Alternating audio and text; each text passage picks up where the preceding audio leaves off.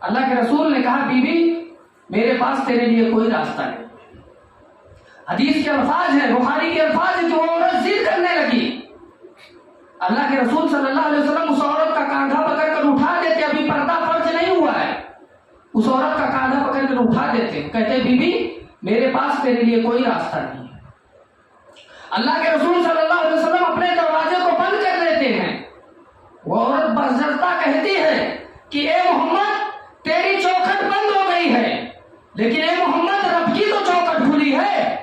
وہ جاتی ہے مسجد نبوی میں 2 رکعت نماز پڑھتی ہے اور اللہ رب العالمین سے رو رو کر دعا کرتی ہے، کہتی ہے اللہ میرے چھوٹے چھوٹے معصوم بچے ہیں، اے اللہ میں اپنے بچوں کو کہاں سے کھلاؤں گی، اے اللہ میں کہاں سے پلاؤں گی، اے اللہ تو میرے لیے کوئی راستہ نکال دے. اللہ رب العالمین فرماتا ہے کہ حضرت خولہ کے ہاتھ دعا سے ابھی نیچے نہیں اترے تھے، اتنے میں جبریل علیہ السلام رسول اللہ صلی اللہ علیہ وسلم کے پاس آئے اور کہتے ہیں اللہ کے رسول جو عورت آپ سے لڑ رہی تھی، جھگڑ رہی تھی اپنے شوہر کے بارے میں، اللہ کے رسول اللہ رب العالمین نے اس عورت کے لیے راستہ نکالا ہے. قد سمع اللہ قول التی